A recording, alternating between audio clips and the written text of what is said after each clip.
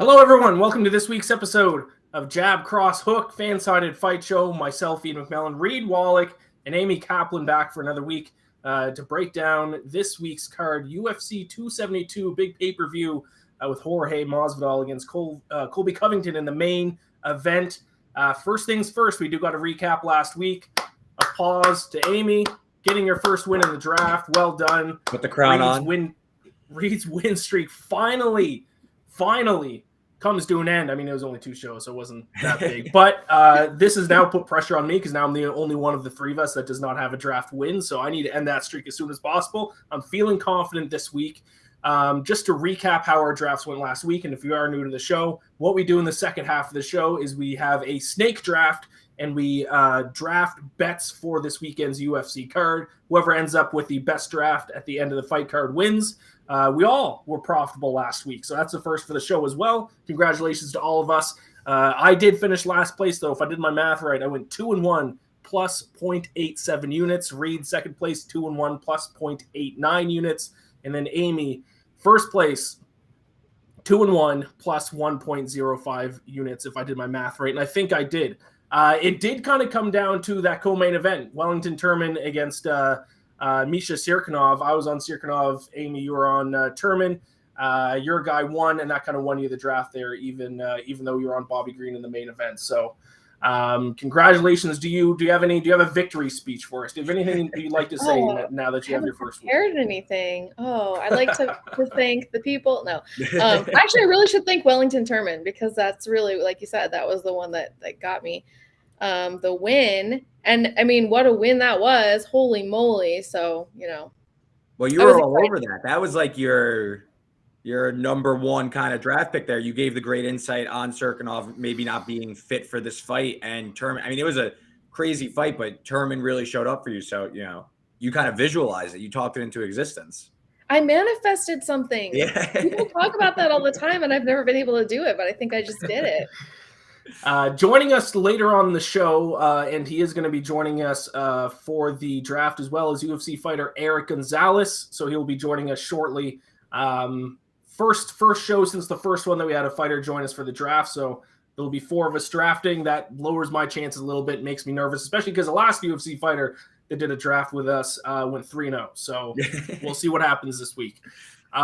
Before we get into talking about last week's card and kind of setting up the draft this week a little bit, and before we bring Eric on, as always, we are degenerates to a certain extent. We're all having a little drink on Wednesday night.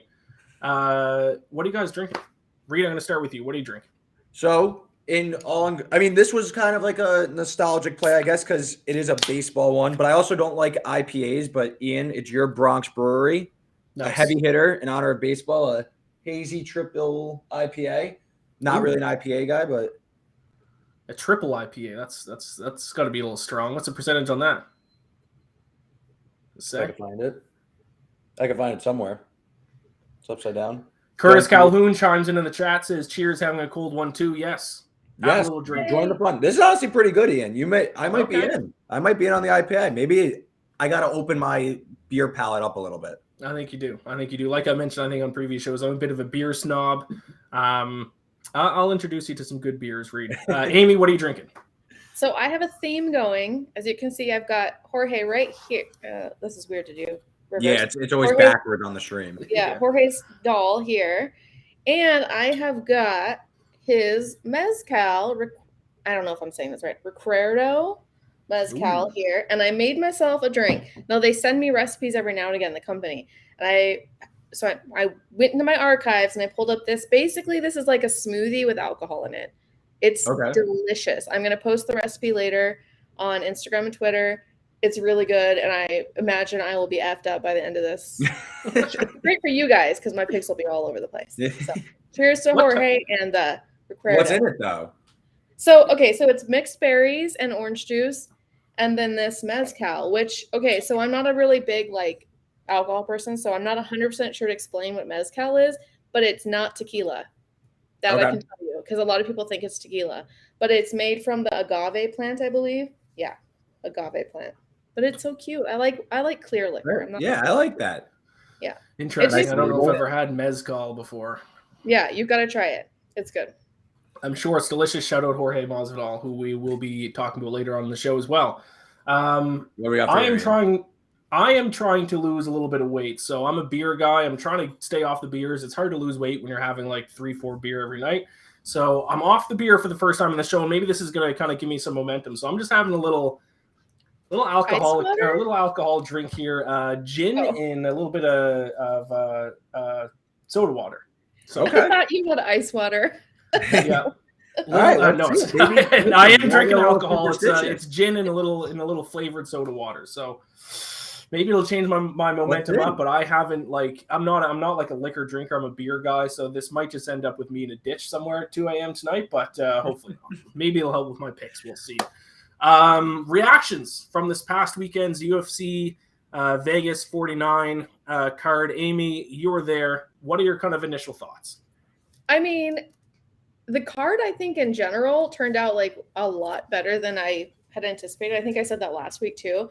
Like, I think people sleep on these small cards. And I think that there's like those fighters that are on the cards know they have to put on a show because everybody thinks that they're, nobodies or whatever. So you tend to get some really good fights on those cards. The crowd was great again. We had a big Russian crowd because of, the main event. Khabib was there. There's always just kind of like a feel in the air when Khabib is around. So kind of made it fun. 2 weeks in a row with Khabib. Yeah. Update. I don't know if I'm a gin guy. I just took my first sip. It might not be a gin guy. Well, let's see. If you have a good draft, though, then you have to stick with it, though. Then it's like that's your winning formula. That's true. But, so, Amy, I'll ask you, though, about last week's fights with Makhachev just rolling over Bobby Green, which I know you ended up drafting Bobby Green in the draft and all that, but I think that was pretty expected. A pretty, easy win for Makhachev one way or another. Are you surprised on this past week what went down with him and Rafael dos Anjos? And we could get into that maybe in a little bit. Maybe just kind of what's next and what's the future for Islam Makhachev, I guess, from being there. Was there any kind of discussion around that? Yeah, he definitely seemed like he was ready for the title shot. I felt like it was, his. I don't disagree. I think he's getting a lot of undue hate. I don't know why. I think people are calling him a boring fighter, which is just crazy to me. You win, you win. It's funny because a lot of people they said the same thing about Khabib for a while. They were like, he's boring. And then as soon as he stops fighting, everyone's like, oh, he's the greatest. He's, it's like, you cannot please the fans. It doesn't matter what you do. So just do you, and they'll eventually catch up or they won't. It's like, what can you do? I don't think he's boring at all. I don't think necessarily stepping in short notice would have been the right choice for him. I would have watched it for sure, but I think he needs to be more strategic. At this point in his career, he needs to not take those chances with his career. When you're that close to a title, you cannot screw up. How many fights away is he from a title shot? 1, 2? More? Maybe 1. Yeah, I think he needs one high-level fight. Yeah, he needs – let me pull up the lightweight rankings real quick. But I think he needs one real fight. I mean, he was supposed to fight Dariush, if I'm not mistaken, correct? And he backed out. I guess that kind of sets itself up as maybe more. But I don't know. Does Michael Chandler really move the needle? No, and he's already booked. What? But you don't think he moves the needle? Yeah, what do you mean by move the needle? I think does that prove he's next in line to get? Yes. Yes. Oh, I think so. Yes. I'd rather see him fight Dustin. I think makes me mad. I don't know. I don't know if that moves the needle for me. I guess. Dariush, of course. Chandler's now 6. Dos Anjos is right behind Chandler. I thought that would have made more sense. Obviously not on the week short notice, but like a full camp and everything. But I agree. I think he needs at least one more fight before he's next up. I still think he needs like a little bit more of a resume behind him. And this is all being said. Who knows what's going to happen to Russian UFC fighters in the UFC with everything going on in the world. So hopefully that gets resolved soon and Russian UFC fighters will continue to fight because obviously they are a big part of the UFC. There's Russian fighters fighting out basically every single week. Mm-hmm. Do want to quickly mention here before we bring on Eric, the Bellator title fight, Gegard Mousasi against Austin Vanderford. We talked about it a little bit last week. Gegard Mousasi won in pretty convincing fashion. Amy, do you have any thoughts on this fight? I have a couple, but I'll let you go first if you have any thoughts. I mean, if you remember last week, I thought Austin had a much better chance than he clearly did. I don't know what happened. I still believe that fight could have been a little bit more competitive than it was. I don't know if it was like, title shot jitters. I don't know what it was, but I still feel like there's something left with Austin. Yeah, that was crazy. I mean, I remember I was watching it and my son was like, he's always like, how many more fights till we can watch something else? Because he never wants to watch the fights. And I said, oh, there's a title fight. I'm like, but it's 5 rounds. So, it could go a while. He goes to the bathroom, comes back. I'm like, it's over. And he was just like, what? So yeah, it definitely went quicker. Yeah, I think what weight class is he? Light heavyweight now? Someone just chimed in the chat. Eagle Eye, he'd be fighting Glover now. He still isn't. Gegard the middleweight still, isn't he? Yeah, I believe so. Yeah, so yeah, that's what I was gonna say. I mean, we should double check that here in a second, but I assume he's still in middleweight. I think he might be arguably the best middleweight in the world right now. You look at the UFC rankings. Israel Adesanya, obviously big argument there. Robert Whittaker, big argument there. But then number 2 ranked middleweight right now, Jared Cannonier. Is he better than Gegard Mousasi? That would be a fantastic fight that I would love to watch. Marvin Vettori, I would put him above Martin. So he's right there, would be like the number 2, number 3 contender in the UFC right now in the middleweight division. Did you look that up really quick, Amy? I did, middleweight. Yeah, I mean, okay. That's what it says on my quick glance. I should know this. I'm ranking for Bellator, but they have them all in front of me, so. Okay, so Eagle Eye chimes in the chat now, says Habib will be fighting Glover. So now I just don't know what this guy's talking about. No, I don't know. Just a big Habib fan. Yeah, I don't think I'm a fan of Habib. I don't think he would fare well against a light heavyweight. I think it's because they're joking about Khabib getting fat. Oh, Which, let me just tell you right now, Khabib, this is going to sound pervy, but Khabib looks better now than he ever has. Like, I see him now and I'm like, oh, he's so adorable and huggable and squeezable. And like, I don't know. I like him now. Because is this like his walk around? Is this like his walk around weight? Like this is what he like actually like lives at? Like, probably a little bit higher than his walk around weight. Mm-hmm. But I mean, we know that he struggled with his weight cuts forever. So he probably like let himself. I don't want to say let himself go because 100%. No, I know exactly what you're saying though. He got himself into his actual like living lifestyle as opposed to preparing for fights and everything where you're fighting at 30-40 pounds below what you naturally are. Right. And he looks great. I think people calling him fat it's so sad. Like, he's not fat. Yeah, he's not starving himself trying to cut down to 150 pounds. That's all it is. Like, say you're fat.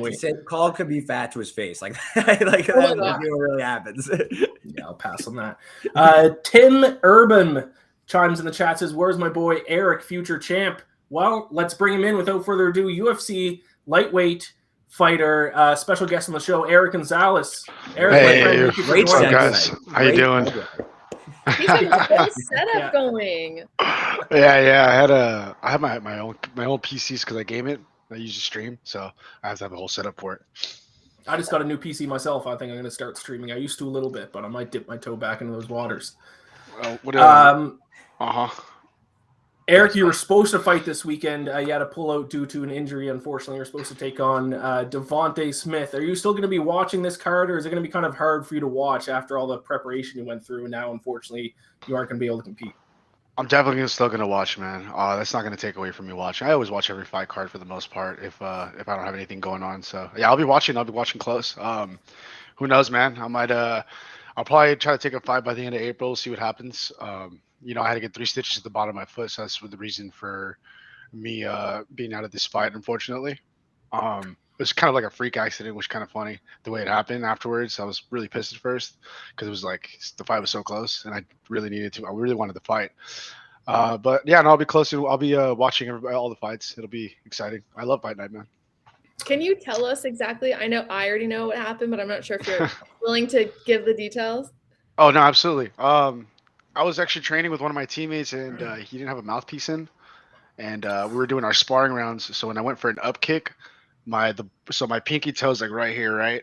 I hit him with the bottom part, and my foot went into his teeth, and it stabbed my foot, and impaled me into like a deep cut, which resulted in 3 stitches. It was literally like one of those freak accidents, 1 in a million that you never hear about. It's pretty Yeah. gross, and it was super fucking painful when I got the stitches. So I have to ask, like when you get an injury like that, where it's like kind of, I mean, it's not minor, it's still painful, but it's minor in the sense of like you're not going to be out for months and months with it. Yeah. Does that suck more than if, like, say you had torn your ACL because you were so close to the fight? No, I think I'd be more torn apart about a torn ACL because I'm longer out of commission than I would. I mean, at least I'll have like a 2-3 week recovery, and then I'm back into the gym. I mean, I'm already starting to slightly walk on it. I had the stitches removed already, so I mean that's a positive thing. But at this point, I just gotta wait for the actual cut to close up. But no, to answer your question, I'd prefer this to happen than over a torn ACL or something super serious where I might have to get some surgery or some kind, and who knows if I'll be the same athlete afterwards. That's true. Yeah, and Eric, you said that you watch like most fight cards and that you enjoy them. I think it's awesome that I know on like the UFC broadcast they post like tweets from different fighters and stuff like that they're watching and tuning in. Are you, I guess, like not prepping for the fight cards, but trying to see like, all right, I think this guy's gonna win. I think this woman's gonna win. Like I see like the grappling as an edge. Are you like almost scouting the fights, even like casually? Card? I don't dive too deep into the fighters when I watch the fights, unless it's like a lightweight. Then I will do some more research on them just because it's a potential opponent that I can have. But yeah, no, I watch all the fights. I start from the preliminaries all the way to the end. I mean, mostly just because it's my passion, so I just love watching it, and I do. I like watching the fights. If I don't know like the fighters and their background for the most part, I've never seen them fight. I just just go off of what I see, and then you can pretty much tell like who will have a more superior grappling for the most part, or who's the better striker, more comfortable in certain areas. Yeah, definitely. What do you think of his new opponent, Ludovic Klein? Like how similar or different is he than you? He's obviously preparing for you, so how do you think that's going to play out for him? Well, I saw that he was a featherweight, so he's actually Ludovic, I believe, is a featherweight because he's ranked in the featherweight. Yeah, so he's coming up a weight class, so I think Devontae's just gonna have a huge edge on him. I mean, if he's preparing for me, he's preparing for he's probably preparing to finish it in the first round. Considering all things, Devontae is a first round guy. I don't see Ludovic. Sorry, my dog is. I don't see Ludovic winning this fight, in my opinion, just because he is moving up a weight class. But if he does, it's huge for him. Yeah. By the way, don't worry about the dog. Pets have become a common theme on this show. Amy's had cats show up in the background. I've had my cat show up in the background. This is a pet-friendly show over here, Eric. So. I just got a Belgian Malinois. So nice. she's been kind of a handful. She's in about 3 months right now, but she's super calm and she's pretty chill for the most part. Just sometimes I got to make sure I look over and see what she's doing, so she's not getting into the litter, my cat's litter or something, or shooting up a wire that she shouldn't be. Now your first fight in the UFC was against Jim Miller on short notice. How different was that, having to fight a guy on short notice?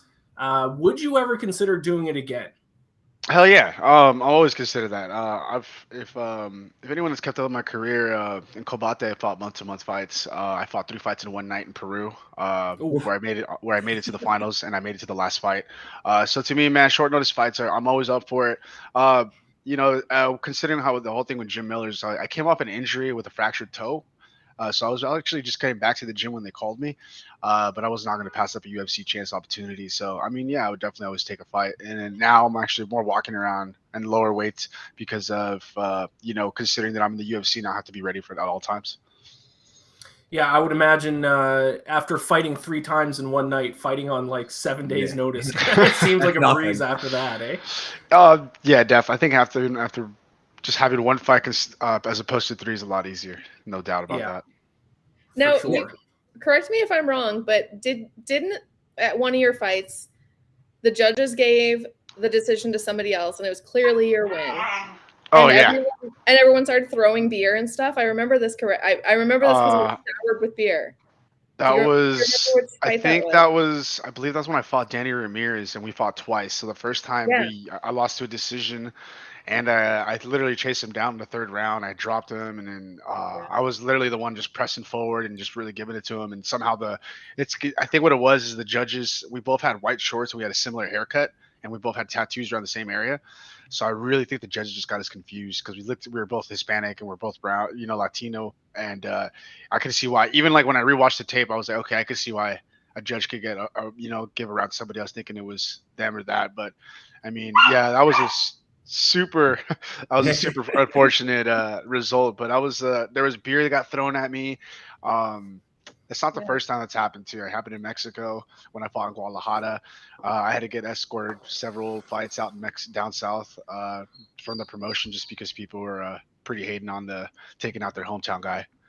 Yes, Eric is a very boisterous fighter, I guess is the right word. Like he's very vocal and like showy and like, Yeah, I like to give people a show. I like to be entertaining. I feel like as a fighter you have to be entertaining or else nobody's you don't want to watch you. And that's just just facts. What you see all these guys that are growing so quick or making a name for themselves quick on top of getting, really dope knockouts, which is, a key to this whole thing of getting bigger quicker. Yeah, and hopefully we get to see you in the octagon soon. I mean, hopefully this, the stitches heal quickly and we get you back in. I think you said April, so hopefully soon. Yeah.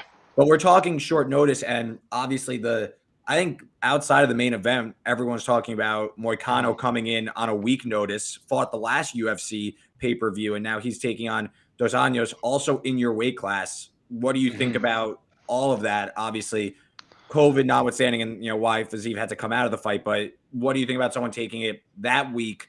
Short, basically no camp, I guess. Moicano had a second round finish, so not necessarily a full fight. But what are your thoughts on all that? Because I believe it's still staying at 5 rounds.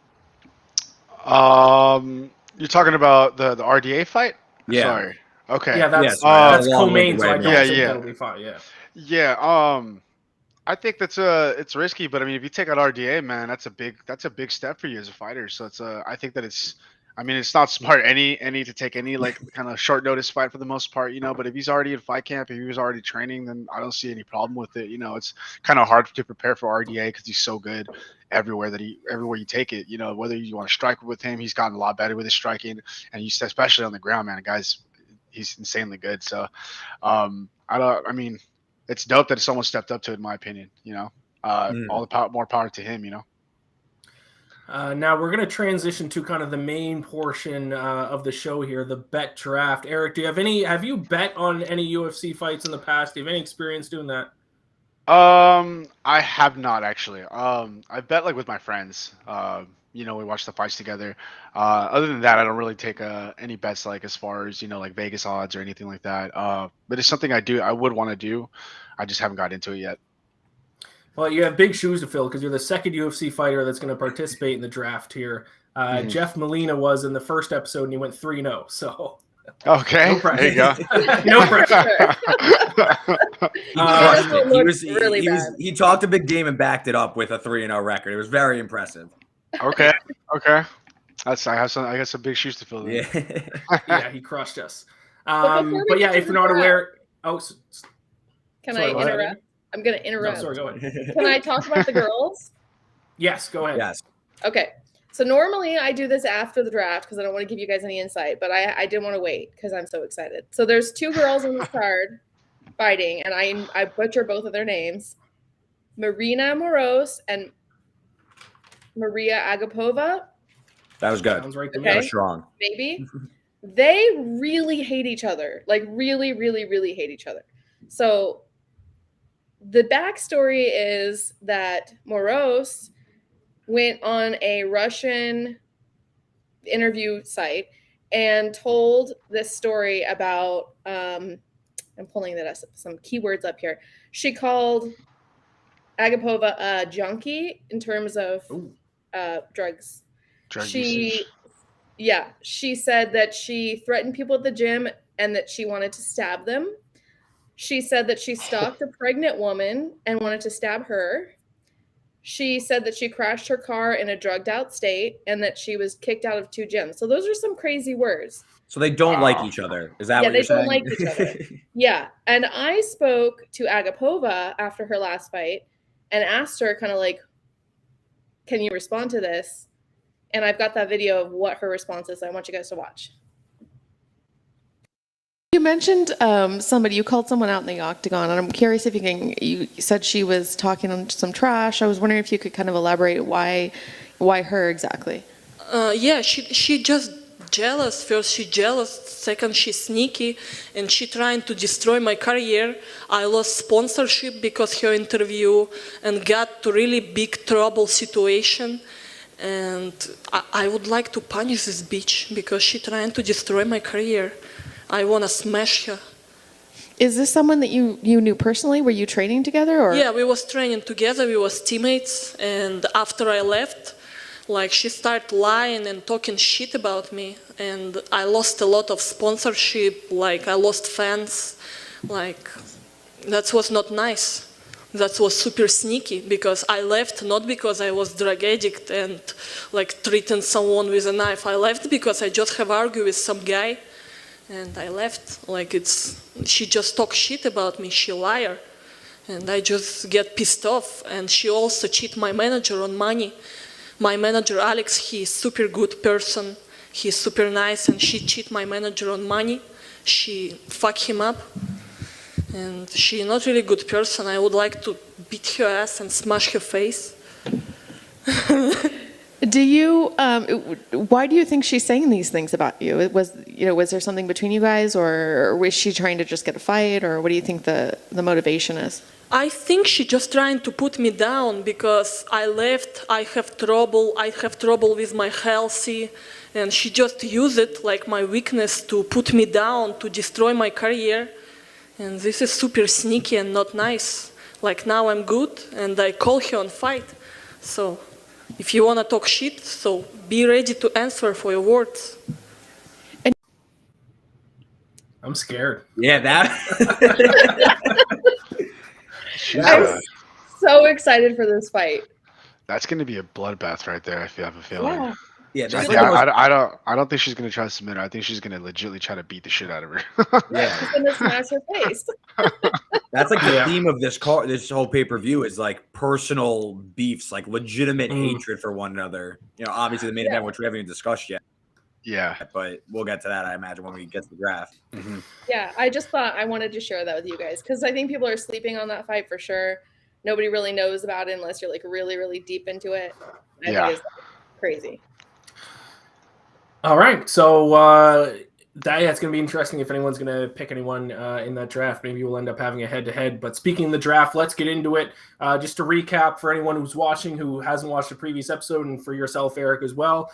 It is a bet draft. We have 3 rounds, so it'll be 3 picks each. It will be a snake draft. You pick any fighter, and that fighter will get added kind of to your list, and it will be based off the odds. So obviously, if you pick a favorite, it's going to be a little bit of a safer bet for you. But if it does win, you won't get the reward quite as you would as you were betting on an underdog.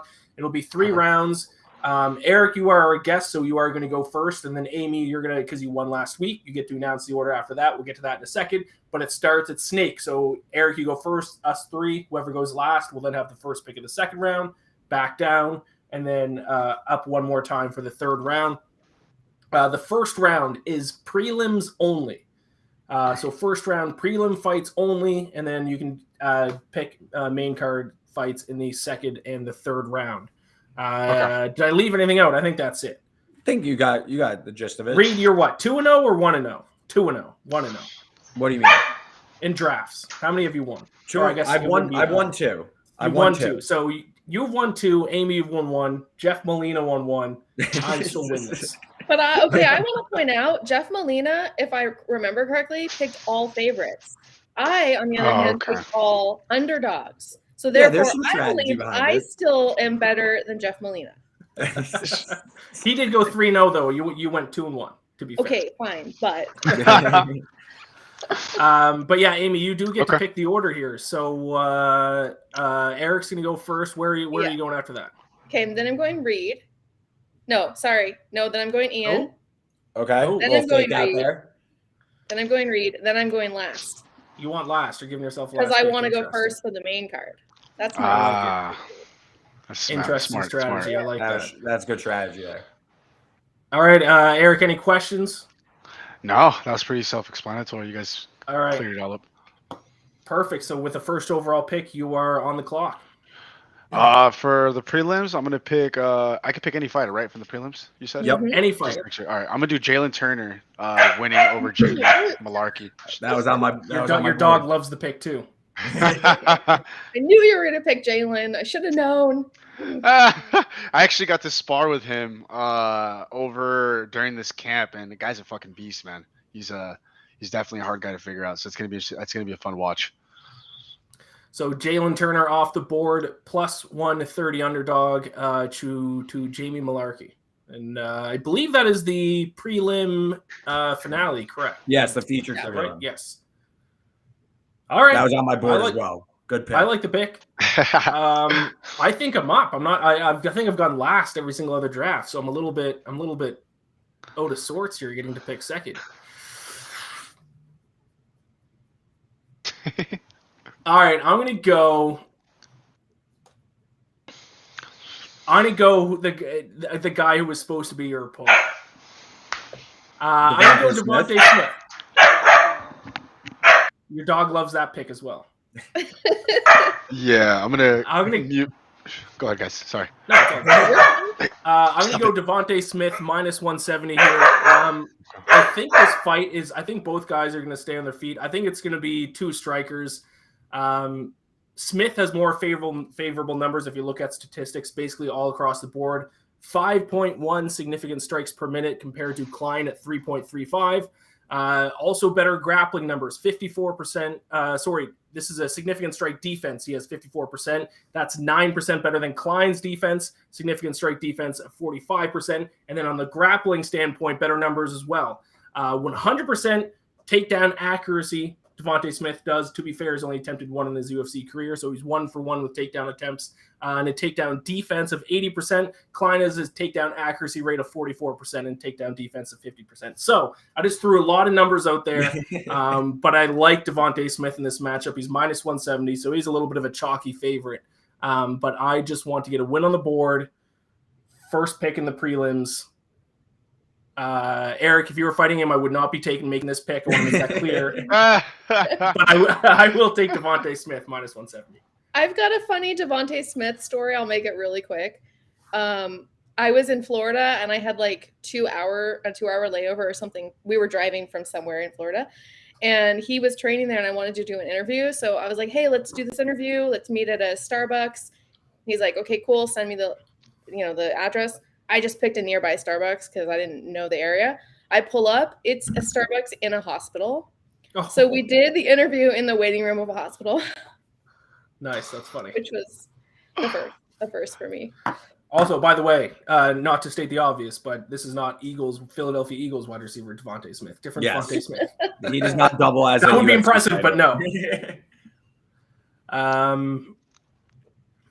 Reed, you're up, I think. Yes. I'm up? Yeah. Okay. So based on that video, it's tough to lay off of Agapova, who there was a typo in the back end. She's actually the favorite, and I'm going to go Ian's path here and also take a favorite to get on the board. So I'm going to go Maria Agapova. I actually liked her a lot in her first fight, and then she called out Shayna Dobson and like completely gassed out, like exhaustion in the second round. She tried to like basically run her head off, like literally like take her head off in the first round and gassed out and lost in the second round. It was one of the biggest upsets in like recent history. I like her though on the comeback in her last fight. She actually looked really good. And just based on the video, she is not a happy camper. She is really pissed off. So I think she's going to come in here and try and run over Morose. I like her. She's actually a minus 200 favorite. But I still like her to get on the board and pick up a victory. So I'll go Agapova first round. Okay. Well, I kind of screwed myself now. Because you guys picked all three that I had set aside. Okay. All right. I'm just going to go safe. I'm going to go Nurmagomedov. I got my safe one. He's like, what, the biggest favorite in the card? Yes. Yeah, he's a massive favorite. Yes. Yeah. So I'm gonna do my safe pick. But but stay tuned because I'm gonna be Okay. good on this. This is my like Hail Mary pick. And I guess it's my turn again, right? Yeah, Yes, really that's quick. you. I do think some of the odds we had listed might have been reversed though. So we're gonna double check that. I think Jalen Turner might have been the favorite. We'll double check that. But Amy, go ahead. I'll with your double second check pick. them as we go. Okay. Okay, double check them. Okay, so I think you guys know based off what I'm drinking who I'm gonna pick for my main card. So that's why you want a first pick. It's gotta be Masvidal, yes. I had to have Masvidal. I know that like on paper, Colby sounds like the safer bet. Colby sounds like the one that is like, you know, he's the better fighter. I'm sorry, he is the better fighter. But today at Media Day, the way their like body language was and everything, like Jorge just seems a lot more relaxed. He's not taking it as personal. I know that sounds crazy because of all the shit they've been talking, but he's like, it's just a fight. Like, I just want to fight. I don't like the guy. I'm not going to ever like the guy, but like, it's just a fight. Whereas Colby is so focused on the fact that he hates Jorge. I think he's going to get distracted by that. I think he's going to make mistakes. I think he's going to be like wild. I think he's going to be nervous because both of them, if Jorge loses, I don't know, it's like not as devastating but to Colby, like hit to himself, I feel like he will not be able to recover. He'll be so embarrassed. Jorge will be like, whatever, and just carry on with life. Like, you know what I mean? He's just cool as a cucumber. So I'm going with Jorge. Do you have any thoughts on how the fight's going to, like, are you thinking finish? You're thinking Masvidal just touches him up for 5 rounds and wins the decision? Like, how do you see the fight playing out, Amy? I don't see it going to a decision. I see it finished, but I don't know how. Maybe TKO. Maybe something wild like a flying knee again. I don't know. Something I crazy. could see. I feel like though Masvidal, he used that already. You know, like I feel like Colby knows, like, okay, he's gonna try something. I gotta like be on my P's and Q's against him. I feel like you only get one shot at those. You know. We'll see. Yeah, I can agree with that for sure. I got. Go ahead, guys. Sorry. No, you go ahead. Go ahead. No, go ahead.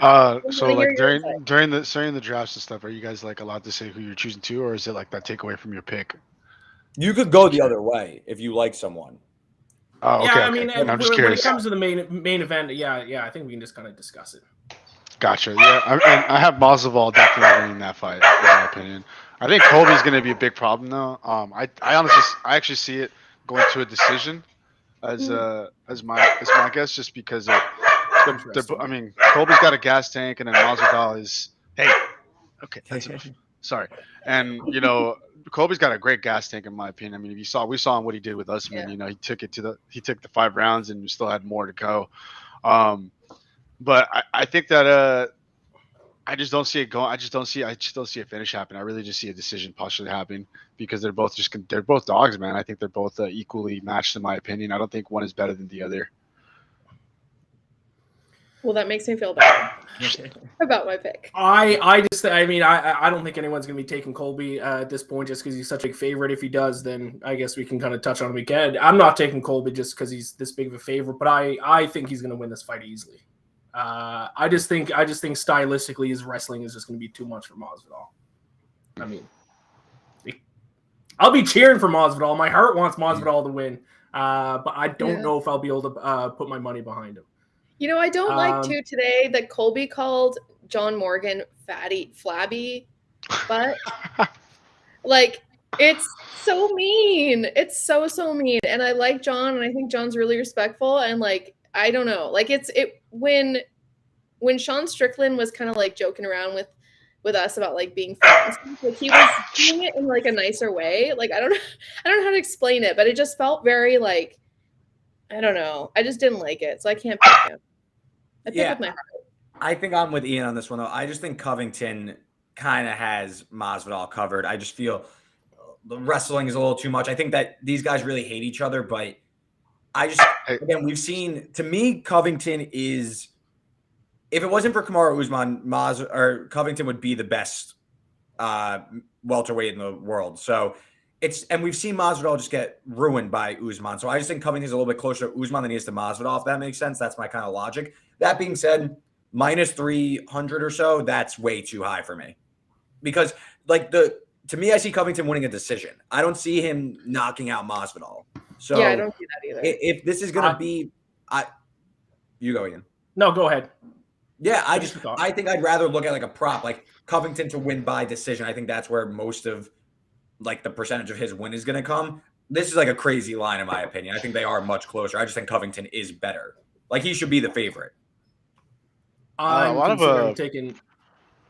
people have been saying the same thing. They think that Colby's they think that he's just a better fighter. I personally don't think that, but that's just me. You are the professional. And I think I mean Masvidal, I mean he knows Colby's a good wrestler, so there's no way he hasn't picked up, hasn't been training his wrestling non-stops, defensive takedowns. So I could I just don't see that happening. I think he will get taken down a lot though. Oh yeah, there's our first round. Yeah, there's our first round. Quick correction on Jalen Turner's odds. He is actually the favorite. We had it on our sheet incorrect. Jalen Turner, the -160 favorite against Jamie Malarkey. Still a good pick. Regardless, that makes a little bit more sense. I was a little bit surprised when I looked at the sheet and saw that Jalen Turner was the underdog. So he's the -160 favorite in that fight. I think we got the other odds correct though, Reed. Did you double check? Yes. Sorry about that. No, it's all. You good. Are fired. Yes. Actually, it's not all good. You're fired immediately. It's Reed's turn again, right? It's back to me though. Yeah. Back to you, Reed. Yes. Okay, so I took a favorite last time out. I'm gonna go main card Edson Barbosa this time around. Small underdog. Yeah, I had a feeling that was gonna be a popular pick. So you sniped me. Yeah. I like Barbosa. I know Bryce Mitchell has the great record and everything, and Barbosa is more of a journeyman, but I really like Barbosa at the new weight class. I know he's off a loss to Chikaze, but Barbosa has he's huge for this weight class. I think he has the reach. I don't think Mitchell's going to be able to just take him down at will like people are expecting. I think Barbosa, I could see a bit of a run out of him in this division. So I'm going to take a stab here at the short underdog. I think that this fight's closer to a pick in my opinion. So I like the value there. Listen, I was going to take him on with the very next pick. I'm shocked that Barboza is the underdog in this one. I know his record hasn't been great as of yet. But I mean, Bryce Mitchell, undefeated, 12-0, but his best win is against Andre Feely. Now, no disrespect to Touchy Feely. No disrespect, but I mean, this is Edson fucking Barboza. Like, this is one of the most scariest, dangerous fighters in the division. And I know that Mitchell's obviously submission artist, one of the best submission guys out there in the division. But Barboza is an underrated wrestler. Takedown defense of 75%. And Mitchell's takedown accuracy is only 46%. So he might struggle getting the fight to the ground if that's where he wants to take it. That's a much bigger guy, too. I mean, I think as long as he keeps that pressure, keeps him on his back foot, gets him against the cage, cuts off his angles, he'll be able to close the distance. You know what I mean? I think he's probably gonna dive for like a really maybe desperate takedowns, possibly just because Barbosa is just such a good striker, so it's really hard to get close to him, and he's got phenomenal footwork. It's gonna be a tough fight for Mitchell for sure, without a doubt. But I definitely have Barbosa winning that one too, in my opinion. Yeah, especially as an underdog. There we go. I love to hear that. And then so Ian, it's back to you for just one. Sorry. Yeah, just one. Yeah. So I'm going to go. That really threw a wrench in me there. I should have. I know. Like really quick. I'm going to take an underdog as well, though. This is kind of my backup here. I am going to take the short notice fighter here, Renato Moicano, +140 against Rafael Dos Anjos. Don't have a lot of reason for this, except for that I think the fight should be closer to a pick'em. Sometimes I think these short notice guys who fight on short notice get undervalued from a betting standpoint a little bit. But when you fight short notice, and Eric, I think hopefully you can support this. Maybe I'm wrong and you just completely disagree with me when I say this, but I feel like the pressure might be off a little bit because it almost feels like you don't quite have as much to lose because nobody really expects you to win when you're stepping in on 5-6 days notice. So I feel like you might be able to fight a little bit more stress-free, maybe. I mean, he's warm. He just fought a great fight a couple weeks ago. Eric, is that true at all? When you fight short notice, do you feel like a little bit less pressure? Yeah, I agree. You're taking a short notice fight, man, and little to none time to prepare. I mean, when I took my short notice fight against Jim Miller, I didn't feel like any pressure. I think the pressure mostly came in like when I actually saw him because I knew he was a freaking legend in my opinion. He's a veteran, but There's definitely less stress because you're not focused on, his pros and cons. You're just kind of focused. You're just there to fight. You're there to show up and put up a good fight. But yeah, definitely, I wouldn't underestimate any short notice fighter. You see some crazy stuff happen in the fight game. What about the Yeah, fact that especially- he has to travel he just flew from here to Brazil and then literally turned around and came right back? Like, that's got to take a toll on the body, no? Maybe some jet lag. But I mean, that's hard. What was it? 10 days you said, or 8-day notice? No, like 2 days. Like Yeah. yesterday. It was 2 days. Yeah, okay, this week. Yeah, he's not even in Vegas yet, I don't think. Oh wow. Or Okay. maybe he's landing now, but I mean, there's not much time for him to go and actually go, gain too much weight. So I mean, who knows if he's coming? I mean, like you said, he's coming off a fight, so he got there and then came back. So he's already in fight shape. It's not like he's not in fight shape. He's not like they called him and he's just sitting around in his house. He was literally coming back to his hometown. So I mean, he's fight ready. So I mean, that's the best thing I can give. I don't think it'll make that much of a difference when it comes to the jet lag or having to fly there and fly back, because I've never experienced that. I've flown to places, but I've never had to go there and back, like just to get into the fight. Before we move on really quick, I do want to shout out some people in the chat here. Tim Urban says, I see Colby winning off his wrestling. This is just a few takes about the main event, which we were just touching on a couple minutes ago. He does want Masvidal to win, though. And Eagle Eye said, Jorge doesn't have the gas tank to keep up with Colby. We saw him gassing bad in the Diaz fight. I don't know if I necessarily agree with that. And with Colby trying to take him down is going to gas him even more.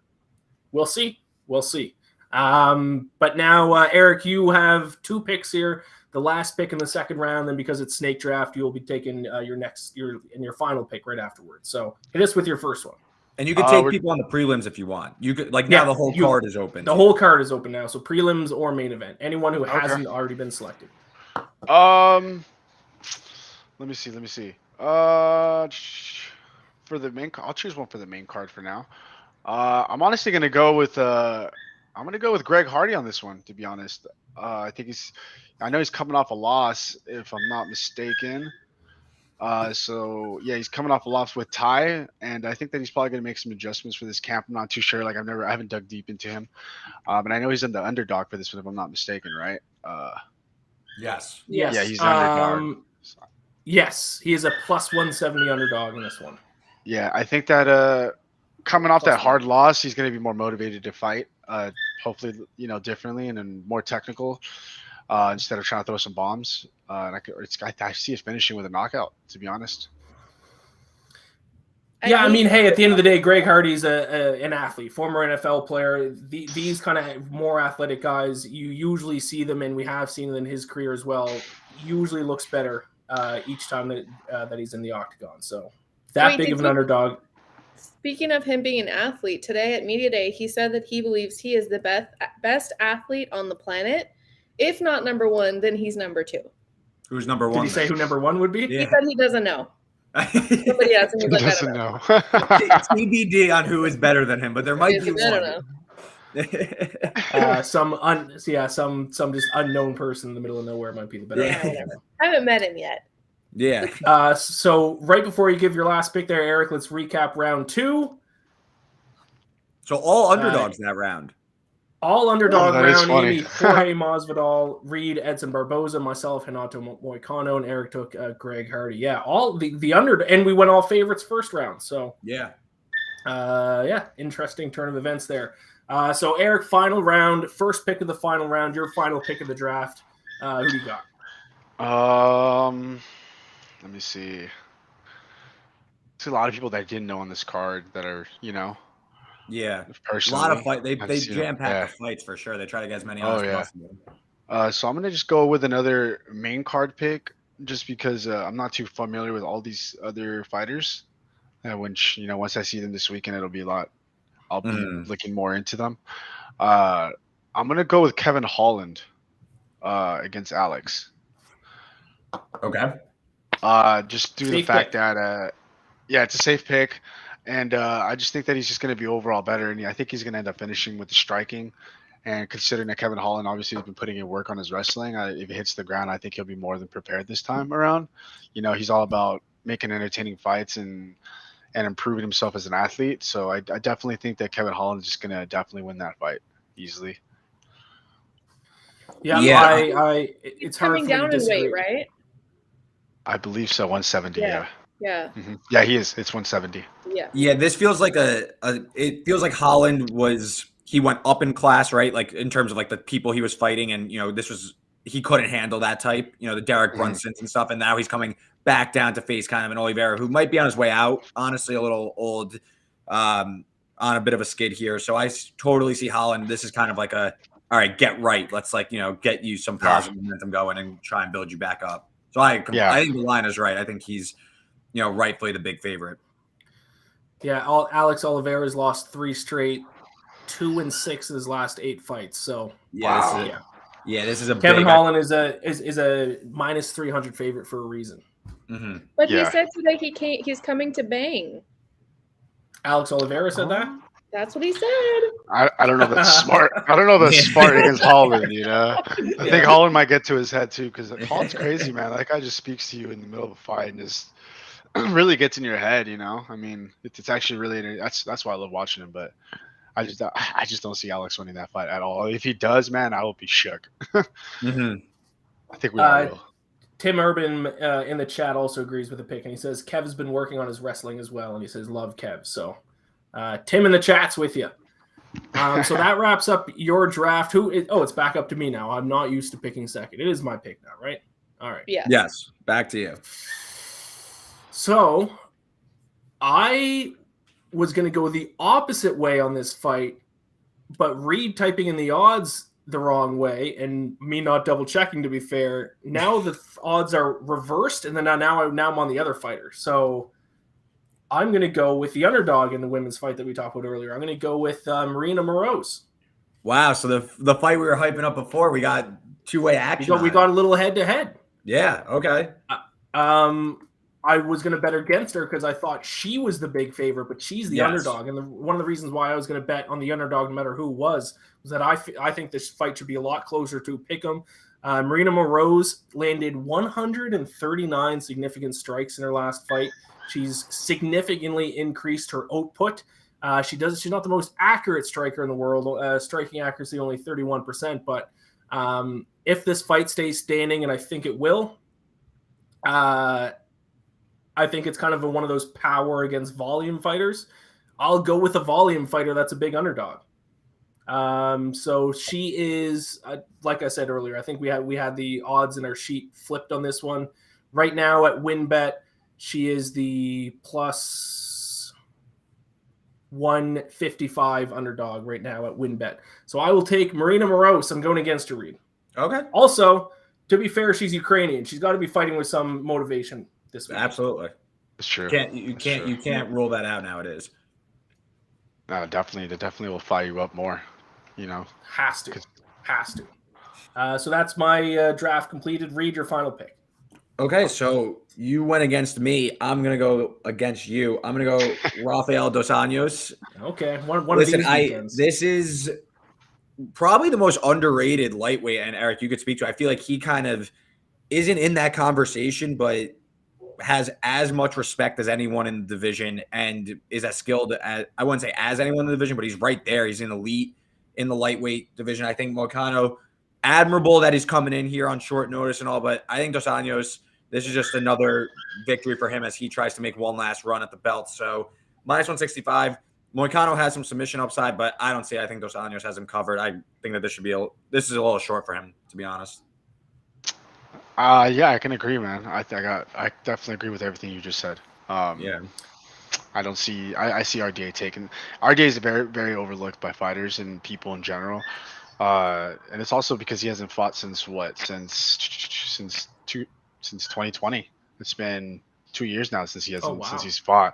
So I mean, it's a lot of time to prepare, a lot of time to train, to get yourself better as a fighter. And considering how RDA is just a workhorse, he's always training, in my opinion. He's one of those guys, and he's fought some of the best. So I just don't see anything where if his floor hits the feet, RDA is gonna take control of the entire fight. Now I will say I have a bad habit of just betting against old guys because I just think like they're old. They're eventually just going to fall off.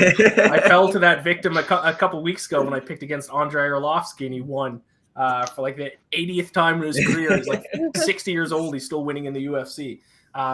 He's not actually 60. No disrespect to Andrei Arlovsky. But that's one of the reasons why I went against Rafael dos Anjos. He's 37 years old. So I just can't quit my betting strategy of just going against old guys. But okay, you're calling him old. I'm 40. Old in terms of UFC age. Oh, he's definitely old, especially for the lighter weight classes. Yeah, I mean, I mean, you got Jim Miller, man, coming off 2 TKOs. So. That's true. I don't know. You should maybe don't overlook the old guys too much. You know. I got it. Yeah, maybe I should retire that strategy and stop going back to it. It's like changing from beer to Jim Miller has completely Jim Miller and Andrei Arlovsky, just between the two of them, have completely disproven my strategy. Okay, Amy, last pick of the draft.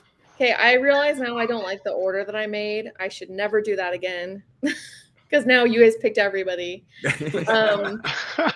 Nobody picked Ludovic, right? I do not believe so. No. Okay, that's who I'm taking. I think he knows he's got to win this fight or he doesn't have a job. That'd be 3 straight losses. Yeah, he's changing weight classes. Plus, I thought from the very beginning that there was something special about him when I saw him on Tough. I don't know why it hasn't like come out yet, but I think it's time. It's like that. I feel like it's the moment, you know? Yeah, no, he has, like I said, I was pretty high on him coming into the UFC. He had a crazy knockout victory in his first fight, dropped 2 straight. So again, we're running that short notice thing. And I feel like that's kind of been the theme of our draft as I just faded one, but I don't hate it as an underdog shot. I think I think David does have a point though. You know, he is coming off 2 losses. And so if he gets one more, he's out. So I think that's going to encourage him even more. But he's also taking a short notice fight, you know. So that's going to play a role in this fight somehow. I think that if he just makes it out of that first round, it'll discomfort Smith's confidence. Considering that Devontae Smith kind of seems to wear out after the first round. If you look at his last fight with Malarkey, he was just kind of slowly wearing down once he got to the later rounds. So I think he just needs to take him to the later rounds, you know, kind of and keep him on his back foot, keep him against the cage, kind of dirty box him, tie clench him as much as he can, and we'll see what happens though. We're gonna snip this and send it over to him so he knows what to do. I mean, that was my game plan. I'm about it. I was just gonna keep him on his back foot, walk forward like I always do, and just, you know, take him to the later rounds. He wears down, so that's going to be his biggest weakness, you know, and it doesn't seem like he's changed. He doesn't have much time to change just due to the fact that he finishes a lot of his fights in that first round. So all 3 of my picks, I'm going against someone else. I think 2 of my picks are going against Reed. And that's your thing, though. Against Amy. So that's you always do that. I feel like you love to go head to head with people. I love it. It makes it fun. Yeah. So speaking of which, let's take a look at our picks now that the draft is complete. Okay, so we got like a balanced board here. Yeah. So we went all favorites first round, all underdogs second round, and then we went 2 each in the final round. So nice balanced board there. There you go. Final round was Eric took Kevin Holland. I took Marina Morose. Reed took Rafael dos Anjos. Amy took Ludovic Klein, I believe. Yeah. So there you go. That's the draft. Eric, thank you very much for joining us. I really appreciate it. Hopefully that we see you back in the octagon again here soon. You're on mute. Oh, I think you're muted. Amy, thank you so much for having me, inviting me to this. I've been having a blast. I do apologize about my dog in the background, guys. I see someone in the comment section talking about it. But no, I had a great time, guys. This was really cool. I can't wait to see the results, and then hopefully I can take it 3-0 also. We'll see what happens. I want to see the dog. Can you bring the dog in, or is it too absolutely. No, I'll bring it. Give me a second. I should have said that in the beginning. Sorry, guys. And then once we close off with Eric here, let's talk a little parlay action. Something we haven't discussed on the show before. But we'll talk a little. Maybe we'll each give out a quick little parlay to close the show, and then that'll wrap things up. So, Is it weird if you pick in your parlay opposite of what you picked in your draft? No, not at all. No. Okay. Out of a hedge. Yeah, I mean, I think at least the way I see UFC is there's so much variance. I think Eric could even speak to this. Is you could have like underdogs win all the time. I think more so than other sports. To be honest, I think there's a lot of variance. So throwing in a crazy underdog wouldn't be that crazy. All right, she Okay. got out of her little kennel and I didn't realize it. So that's probably why she was going crazy. This What a is little Callie. cutie. This is Callie, by the way. Hi, Callie. Well, very Oh my cute. Though, God. so worth the barking in the background. Totally. Added to the roster of pets that have made appearances on this show. Yes. Yeah, The there you go. The See third that? appearance, I believe. Oh my God. She just wants to hang out. She should have drafted. I know, huh? I should have just put it on my lap, but she'll just keep biting my mic. Completely So destroying cute. it, so. But, Thank yeah, you so much for guys joining again. us. Absolutely. Yeah, thanks, You guys have a Eric. good All right, rest best of of your luck, day. man. Thank you for coming on. Guys. Bye. Absolutely, guys. Thank you. Awesome. That was great. What a What finish. a way to end it, Yeah. too, with the dog. Amazing. Reed, do you have any pets, by the way? You don't have any pets, do you? I have a pet at back home in Jersey with my family. My girlfriend has a dog, though. Maybe I'll bring him out. He happens to be, like, not talking any smack, like the cutest dog of all time. He's a micro burner doodle. He happens to be the cutest alive. So maybe I'll make sure one Wednesday she'll come over with the dog, and I'll make sure he gets on. Winston's his name. Perfect. Oh. I think I know someone with a dog named Winston. I think my sister's dog might. Anyways. Moving on. Yeah. That out This is too much fun. Just completely lost my train of thought thinking about dogs for a second. All right. As I mentioned, quickly, I mean, we're over an hour now, so we don't have too much time here. But do you two have any parlays that you have circled? I think I have one right here if you want me to go first, or if someone else is ready, they can go. I've got one. All right. Let's hear it, Amy. I've got Kevin Holland, Nurmagomedov, Yep. and Colby Covington. Sorry, So the- Jorge. The easy money. Those are 3 lock winners. Let's get it in. Are those the 3 biggest favorites? Probably. Colby's minus 320. Kevin Holland, yeah, it's got to be minus 300. I'm Yeah. just going to look up to see what the odds are here for the parlay. Oh, yeah, he's at least on our sheet. It has minus 610. So that's just over even money. That actually seems like a fantastic parlay. Yeah, exactly. 3 favorites easy. of like minus 300 longer odds, and you're still getting just over even money.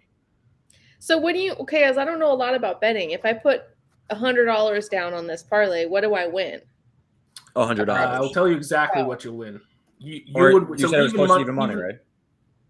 Yeah, but the exact odds are a little bit over that. So you would win a profit of $103.69. $3. Okay, so No. You a win pro- 100. a profit- You win 103. okay, that's what I was gonna ask. Yeah. So sometimes I don't know if I'm like, is that on top of like getting my money back that I spent? No, Yes. so the total Okay. you would be handed would be $203.69. Nice. Okay, I think it's very pretty nice. solid bet.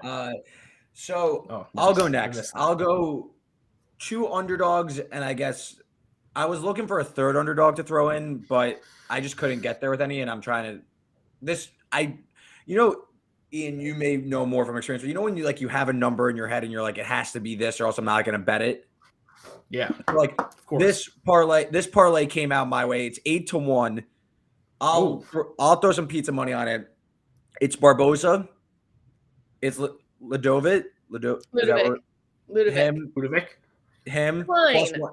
And so those 2 underdogs and Jalen Turner minus 160. That's a little bit north of 8-1. I see those as 2 live dogs and a favorite that I think should be a little bit closer to like minus 200.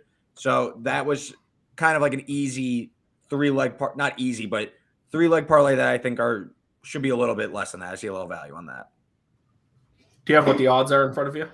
I have plus 816. So a $100 bet would $8-1. profit you $816. That's right. So there's different kinds of parlays you can do Yes. here. You can do ones like Amy that are just parlaying a lot of favorites and getting a decent payout, or yours, which is that's a risky one. First of all, don't throw $100 on that. But second of all, I'm just saying, if you want something with a big payout, I think that those 3 are a little underrated in the line. I think they should be a little bit better than that. or shorter than that. Was yours 3 fighters? Yeah, I went 3. I feel like 3 think for a parlay is like a strong. That's Yeah. where we should go. I went 4. Even better. Well, I'm excited now. Mine's pretty straightforward. Mine is every favorite on the early prelims. Okay. So you got Dustin Jacoby -190, Devontae Smith -170, Tagir Ulanbekov against Tim Elliott -225, and then Umar Nurmagomedov -610. And that comes out to just over 3-1. So if you put $100 on it, you let me just, for the sake of it, if you put $10 on it, that would come 31. Out to profit of $30.76. So I like that. We went 3 different types of parlays also, yes, which is always, it's nice as we introduce that segment. I like that. An aggressive one, a conservative one, and then a kind of in the middle one. Perfect. A progressive one. Yeah. Any final comments before we close things off? How do you two feel about your draft? Anything else you want to talk about for this weekend's card? I just hope everybody makes weight and everybody has fun. That's all that matters, right? Everyone fun. Stays safe. No serious injuries. Yeah. No, I'm really pumped for this card. I think there's a lot of exciting fights littered around it, and obviously, this Covington Masvidal fight, I think as we get closer, is starting to gain a lot more steam in terms of like this hatred and all that stuff. And honestly, I think that's kind of cool. That like they actually hate each other and they want to kick the crap out of each other. That's how I see it. It's kind of cool because usually these guys have a lot of respect for each other. I hope that they really get after it. So yeah, I'm pretty pumped for this. As the Diaz brothers would say, they're not selling us wolf tickets. It's a red panty night. Quote? There's a Conor McGregor quote. Any other quotes? Reed, do you have a quote you want to toss in that's relevant? No, not off the top of my head. I think it was Nick Diaz that said the wolf tickets line, and I had to Google what he meant by wolf tickets. Yeah. Classic. Great draft. Great draft. I'm very confident. I need to win because if I don't win now, then what's going to start happening is it's going to be, when is Iain going to win a draft? So I need to get the first win out of the way. I'm very confident in my draft this weekend. I think I can do it. But if that's it, my friends, thank you everyone for watching. Subscribe to whatever YouTube channel you're watching it on. Give us a like, all that good stuff. Share with your friends, family. I think that's it. Best luck with all your bets. Enjoy this weekend's UFC 272, and we will see you next week. There's a card next week? Yes. I assume so. Yes. Yeah, so Amy would know more than me. I just assume there always is. Yeah, I think there is a very long stretch of consecutive. And I'm excited. I'm going to be going to Singapore for one championship. So that'll be a fun thing to talk about from Singapore. I'll do a show from Singapore. And there is a fight card next week. Thiago Santos in the main event. Yes, that's right. All right. All right, guys. Talk to you then. Bye.